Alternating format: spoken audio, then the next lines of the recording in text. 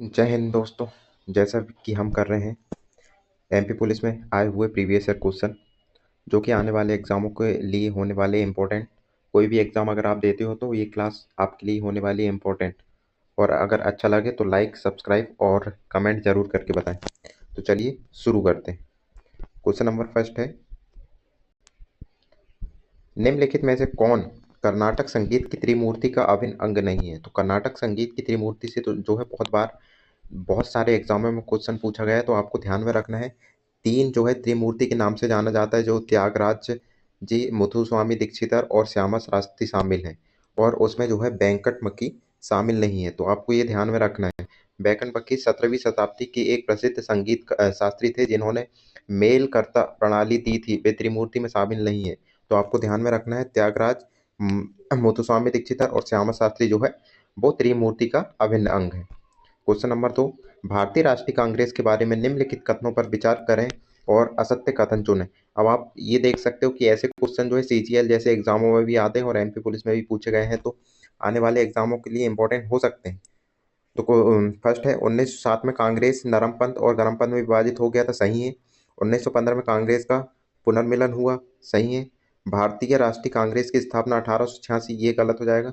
बाल गंगाधर जो है एक चरमपंथी गरमपंथी नेता थे, ये भी सही है।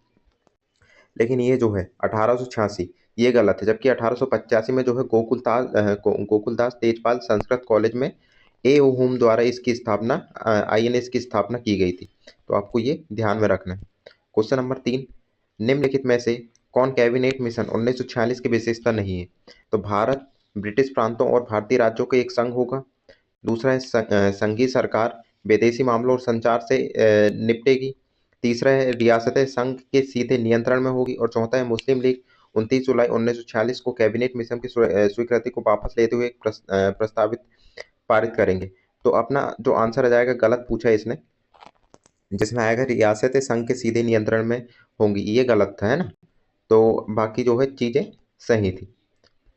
स्पष्टीकरण देख लेते हैं। कैबिनेट मिशन योजना के अनुसार जो है देशी रियासतों के संघ को केवल रक्षा, विदेश और संचार जैसे विषय सौंपने थे तथा अन्य सभी अवशिष्ट शक्तियां जो है रियासतों प्रांतों के पास ही रहनी थी, वे सीधे केंद्र के पूर्ण नियंत्रण में नहीं थे। तो अपना आंसर आ जाएगा रियासतें जो है संघ के सीधे नियंत्रण में होंगी, गलत कथन हो जाएगा। क्वेश्चन नंबर 4, कौन सा बंदरगाह है बंगाल की खाड़ी में 128 किलोमीटर अंतर्देशीय हुगली नदी पर स्थित है। अब ऐसे क्वेश्चन तो दूसरे एग्जामों में पूछे जाते हैं, तो आपको देखना जरूर है। क्वेश्चन आंसर आ जाएगा अपना कोलकाता पोर्ट। कोलकाता पोर्ट बंदरगाह जो है उसके का नाम अभी श्यामा प्रसाद मुखर्जी पोर्ट भी हो गया है। भारत का एकमात्र प्रमुख नदी बंदरगाह है जो हुगली नदी पर बंगाल खाड़ी से लगभग 128 किलोमीटर अंदर स्थित है। तो ये आपको ध्यान में रखना है। क्वेश्चन नंबर 5, निम्नलिखित में से किस भाषा में गौतम बुद्ध ने अपना प्रथम और अन्य उपदेश दिए थे। तो सबसे पहले गौतम बुद्ध ने अपना प्रथम उपदेश कहाँ दिया था, वो दिया था पाली भाषा में, है ना। तो भगवान बुद्ध ने अपने उपदेश आम जनमानस की बोलचाल की भाषा में पाली में दिए थे, ताकि अधिक से अधिक लोग जो है उनके विचारों और दर्शन को आसानी से समझ सकें। तो ये चीज है। क्वेश्चन नंबर 6, भारतीय कृषि अनुसंधान परिषद के अनुसार भारत में कितने प्रकार की मिट्टी पाई जाती है। तो भारत में जो है 8 प्रकार की, लेकिन अगर मध्य प्रदेश अकेले में देखा जाए तो हम पढ़ते हैं 5 प्रकार की मिट्टी। बाकी जो है भारतीय कृषि अनुसंधान के अनुसार 8 प्रकार की भूमि है, जिसमें कौन कौन सी ये भी देख सकते हैं। भारतीय कृषि अनुसंधान परिषद आईसीएआर ने भारत की मिट्टी 8 प्रमुख वर्गों में विभाजित किया है, जैसे जलोढ़ मृदा, काली मृदा, लाल पीली, लैटेराइट, पर्वतीय, शुष्क, मरुस्थलीय, लवणीय तथा पीठमय मिट्टी। तो ये चीज आपको ध्यान में रखना है। ये तो हालांकि पुराना क्वेश्चन है, तो इसको ध्यान में नहीं रखना आपको, लेकिन अभी जो है अभी के क्वेश्चन ध्यान में रखना है। मध्य प्रदेश के बैडमिंटन संघ की स्थापना कब हुई थी।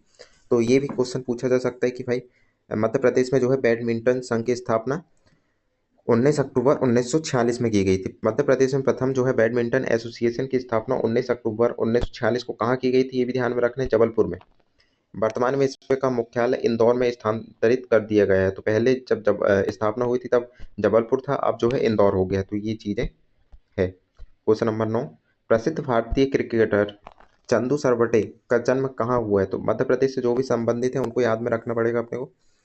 तो चंदू सरवटे जो है वो सागर जिले से संबंधित पूर्व भारतीय ऑलराउंडर क्रिकेट और भारतीय चयनकर्ता चंद्रकांत चंदू सरवटे का जन्म जो है 22 जुलाई 1920 को जो है सागर मध्य प्रदेश में हुआ था। Question number 10, doctor Rajkumar Verma निम्नलिखित में से क्या नहीं थे? तो डॉक्टर राजकुमार वर्मा जो है हिंदी साहित्य के एक सुप्रसिद्ध कवि, एकांकिकार, नाटककार और हिंदी साहित्य के इतिहासकार थे। वे पैसे पर गायक नहीं थे। तो गायक नहीं थे, तो अपना आंसर आ जाएगा डी। क्वेश्चन नंबर 11, शाजापुर को किस वर्ष जिला घोषित किया गया था? तो ग्वालियर रियासत के समय जो है शाजापुर को 1904 ईस्वी में एक अलग जिले के रूप में दर्जा और पहचान प्रदान की गई थी। तो अपना आंसर आ जाएगा डी, 1904। सीतामढ़ी मंदिर समूह, हनुमान मढ़ी मंदिर समूह, कुटी मंदिर समूह और अंधकुआं मंदिर समूह मध्य प्रदेश में कहाँ पाया जाता है? मतलब ये कहाँ स्थित है? तो आपको ध्यान में रखना है थोबन। मध्य प्रदेश के अशोकनगर जिले में स्थित थोबन एक प्रसिद्ध ऐतिहासिक व पुरातात्विक स्थल है, जहाँ सीतागढ़ी, हनुमानगढ़ी, कुटी मंदिर समूह में अंधकुआं मंदिर समूह स्थित है। तो ये चीज आपको ध्यान में रखना है। मितावली गांव के 64 योगिनी मंदिर के अंदर कितने छोटे कक्ष स्थित हैं? तो मुरैना जिले के मितावली में स्थित 11वीं शताब्दी का वृत्ताकार 64 योगिनी मंदिर 64 छोटे कक्षों, शिवलिंगों योगिनियों हेतु से मिलकर बना है। इस मंदिर के स्थापत्य में भारत का पुराना संसद भवन प्रेरित था। तो आपको ध्यान में रखना है कितने? 64। क्वेश्चन नंबर 14, छतरपुर जिला उत्तर दिशा में किस राज्य से घिरा हुआ है? तो छतरपुर जिला जो है वो किसके साथ अपनी सीमा साझा करता है? वो करता है उत्तर प्रदेश की जिला। मध्य प्रदेश का छतरपुर जिला जो है बुंदेलखंड अंचल में स्थित है और इसकी उत्तरी सीमा उत्तर प्रदेश राज्य महुआ व बांदा जिले से मिलती है। तो ये चीज आपको ध्यान में रखना है। क्वेश्चन नंबर 15, निम्नलिखित में से कौन सा जिला जो है बुंदेलखंड पठार के अंतर्गत नहीं आता? तो बुंदेलखंड पठार के अंतर्गत नहीं आता है पूछा है, तो दतिया, छतरपुर और पन्ना आता है, लेकिन शाजापुर जो है वो नहीं आएगा। तो शाजापुर जिला जो है मालवा के पठार के अंतर्गत आता है, जबकि दतिया, छतरपुर और पन्ना जिले जो है बुंदेलखंड के पठारी क्षेत्र में शामिल है। तो ये चीज आपको ध्यान में रखना है। निम्नलिखित में से कौन मध्य प्रदेश एवं छत्तीसगढ़ की विशेष रूप से कमजोर जनजाति समूह पीवीटीजीएस में से एक है? तो उसमें जो है बिरहोर, बिरहोर अपना आंसर आ जाएगा। मध्य प्रदेश और छत्तीसगढ़ के क्षेत्रों में बिरहोर, बैगा भारतीय और सहारिया जनजाति विशेष रूप से पिछड़ी कमजोर जनजाति समूह पीवीटीजी के रूप में वर्गीकृत है।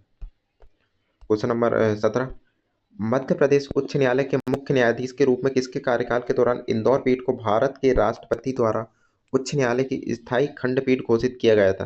तो उस समय जो है कौन थे हमारे जस्टिस? तो वो थे जस्टिस पी के दीक्षित।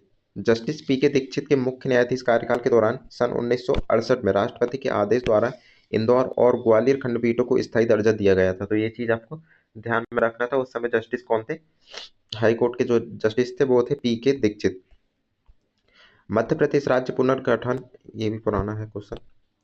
मोहिनी अट्टम, तो जे इंपॉर्टेंट क्वेश्चन होने वाला है भाई, बहुत से एग्जामों में पूछा गया है। सीजीएल हो गया, सीएचएसएल हो गया, इन सब एग्जामों में इसको पूछा गया है। मोहिनी अट्टम नृत्य निम्नलिखित में से किस राज्य का शास्त्रीय नृत्य है? तो ये जो है केरल, केरल के दो शास्त्रीय नृत्य हैं। मोहिनी अट्टम भारत के केरल राज्य का एक अत्यंत सुंदर और सुप्रसिद्ध शास्त्रीय एकल नृत्य है, जो मुख्य रूप से महिलाएं द्वारा किया जाता है। तो ये चीज आपको ध्यान में रखना है। क्वेश्चन नंबर 20, निम्नलिखित में से किस वर्ष विश्व बैंक का गठन हुआ था? मैंने जब से जो है एग्जाम एनालिसिस करवाना स्टार्ट किया हूँ, मतलब प्रीवियस ईयर, तो ये क्वेश्चन जो है बहुत बार पूछा जा चुका है। तो आगे के आने वाले शिफ्ट एग्जामों में भी इंपॉर्टेंट होने वाला ही है ना।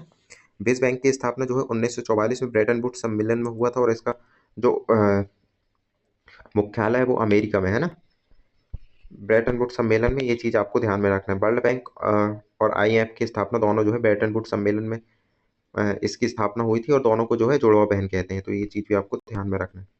पीने का पानी हमारे शरीर के लिए क्या माना जाता है? तो पीने का यही जो है ध्यान न देने योग्य, नगण्य, ऐच्छिक, तो ये भाई साहब आवश्यक माना जाता है। जल शरीर के सभी जैविक कार्यों, पाचन, तापमान नियंत्रण और निर्जलीकरण से बचाव के लिए एक अनिवार्य आवश्यक घटक है। तो आपको ध्यान में रखना है, आंसर अपना डी।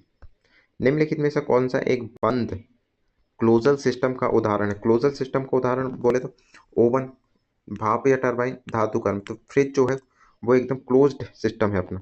ऊष्मागतिकी में एक बंद निकाय वह होता है जो अपने परिवेश के साथ केवल ऊर्जा का आदान प्रदान कर सकता है, द्रव्यमान का नहीं। तो ये ध्यान में रखना, केवल ऊर्जा का आदान प्रदान कर सकते हैं, द्रव्यमान उसमें आदान प्रदान नहीं होना चाहिए। रेफ्रिजरेटर की शीतलक प्रणाली में इसका एक आदर्श उदाहरण है। तो ये चीज ध्यान में रखना है। जल को पीने के लिए सुरक्षित बनाने की सबसे प्रभावी और सामान्य विधि कौन सी है? तो जल को पीने और उसे सुरक्षित बनाने के लिए जो है पानी में कीटाणु को मारने के लिए पानी को उबालना। पानी जो है 100 डिग्री सेंटीग्रेड पर उबलने से उसके मौजूद अधिकांश हानिकारक जीवाणु जो है विषाणु और परजीवी नष्ट हो जाते हैं, जिससे पानी पीने योग्य सुरक्षित बन जाता है। तो ये चीज आपको ध्यान में रखना है। क्वेश्चन नंबर 24, सतत विकास के लिए शिक्षा स्थल किस अवधारणा के मूल डिजाइन का वर्णन करता है? तो ये करता है बायोस्फीयर रिजर्व। यूनेस्को के अनुसार बायोस्फीयर रिजर्व जो है मानव और पर्यावरण के बीच संतुलित संबंधों तथा सतत विकास के व्यावहारिक अधिगम स्थल के रूप में कार्य करते हैं। तो अपना आंसर आ जाएगा बायोस्फीयर रिजर्व। क्वेश्चन नंबर 25, शीत ऋतु में भारत की किस प्रकार की फसलें उगाई जाती है? ये भी खरीफ और रबी की फसलों से भी बहुत बार एग्जाम में क्वेश्चन आ चुका है, तो ये भी ध्यान में रखना है। रबी की फसल शीत ऋतु में जो है अभी जो लगे हैं अपने यहाँ रबी की फसल, जैसे गेहूं, चना, सरसों, जो अक्टूबर नवंबर में शीत ऋतु में प्रारंभ बोई जाती है और मार्च अप्रैल में काटी जाती है। इसके अपोजिट होता है खरीफ की फसल, जो कि ग्रीष्म ऋतु में मतलब दूसरी ऋतु में उसको बोया जाता है। जब ये मार्च अप्रैल में काट ली जाती है तब उसके बाद। 26, 26वां नंबर, पक्षियों में उड़ान अनुकूलन का मुख्य शारीरिक कारण क्या है? तो उसमें जो है खोखली हड्डियां होती है, इसलिए जो है वो है उड़ पाती हैं।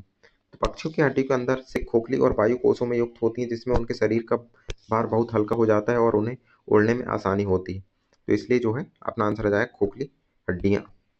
27, जीवों के उस वर्ग का समूह का नाम बताइए जिसके पिछले पैरों में पंजे होते हैं, जो चलने, बैठने और तैरने के लिए जो है अनुकूलित होते हैं, जबकि आगे के पैर उड़ने के लिए पंखों में रूपांतरित होते हैं। तो उसको वही आप बोलोगे पक्षी।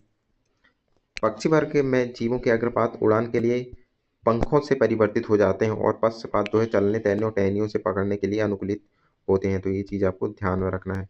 क्वेश्चन नंबर आता है 28, छोटी पुनरावृत्त इकाइयों के आपस में जुड़ने से बनी लंबी श्रृंखला को क्या कहा जाता है? तो इनको कहा जाता है बहुलक, पॉलीमर। एकलकों के बार बार रासायनिक संयोजन से विशाल अणु बनते हैं, जिन्हें बहुलक या पॉलीमर कहा जाता है। इस प्रक्रिया को बहुलीकरण कहते हैं। तो आपको ध्यान में रखना है। क्वेश्चन नंबर 29, अभिकथन उल्लू जैसे निशाचर पक्षियों की पुतलियां बहुत बड़ी होती हैं, सही है। यह कोशिका को रेटिना तक जाने के लिए एक बड़ा मार्ग प्रदान करता है। तो सही है। उल्लू में आपने पता है रात में भी देखते हैं, तो ये दोनों जो है अपना सही हो जाएगा।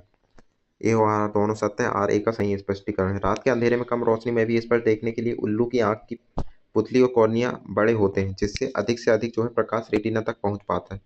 तो ये चीज आपको ध्यान में रखना है। क्वेश्चन नंबर 30, लैक्टिक एसिड किण्वन की प्रक्रिया द्वारा किसका निर्माण होता है? तो ये होता है दही।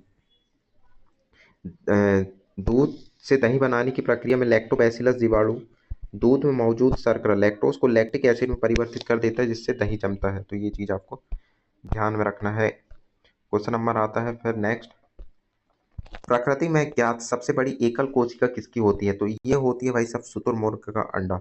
शुतुरमुर्ग का अंडा जो है जैविक दुनिया में सबसे बड़ी जैविक एकल कोशिका का उदाहरण है, जिसमें लगभग जो है 15 से 18 सेंटीमीटर तक होती है। तो ये चीज आपको ध्यान में रखना है। सबसे बड़ी कोशिका अगर पूछेगा तो शुतुरमुर्ग का अंडा आएगा। काला फेफड़ा रोग, ब्लैक लंग डिसीज, न्यूमोनो कोनाइयोसिस मुख्य रूप से किन क्षेत्रों में काम करने वाले श्रमिकों में होता है? तो फेफड़ों का रोग जो है कल भी बताया था आपको मैंने, कोयला खानों में जो है लोग काम करते हैं उसमें होता है। कोयला खदानों में लंबे समय तक काम करने वाले मजदूर लगातार कोयले की बारीक धूल में सांस लेते हैं, जिससे उनके फेफड़ों में जो कोयले के कण जमा हो जाते हैं और उन्हें जो है ब्लैक लैग डिसीज हो जाता है। तो ये चीज आपको ध्यान में रखना है, ब्लैक लंग डिसीज। निम्नलिखित धातुओं पदार्थों में से किसका रैखिक प्रसार गुणांक सबसे अधिक है? तो भाई सबसे अधिक जो है वो हो जाएगा एल्यूमिनियम। दिए गए विकल्पों में जो है एल्यूमिनियम के रैखिक गुणांक लोहा और स्टील की तुलना में अधिक है, अर्थात गर्म करने पर एल्यूमिनियम सबसे ज्यादा फैलता है आजकल। सेकेंड लास्ट क्वेश्चन, निम्नलिखित में से किस वैज्ञानिक ने खोजा कि जब समान तत्वों को तीन तीन के समूह में व्यवस्थित किया जाता है तो बीच वाले तत्व का परमाणु भार और अन्य दो तत्वों का औसत समान होता है? तो ये जो है डेबोनियर के जो त्रिक नियम है उसके अनुसार था। जर्मन रसायनक जॉन वॉल्फगैंग डेबोनियर ने 1817 में त्रिक का नियम दिया था, जिसमें जो है तीन तीन तत्वों के समूह का नियम बताया गया था। तो ये चीज आपको ध्यान में रखना है। क्वेश्चन नंबर 35, आधुनिक आवर्त सारणी के तत्वों को किस नाम से जाना जाता है?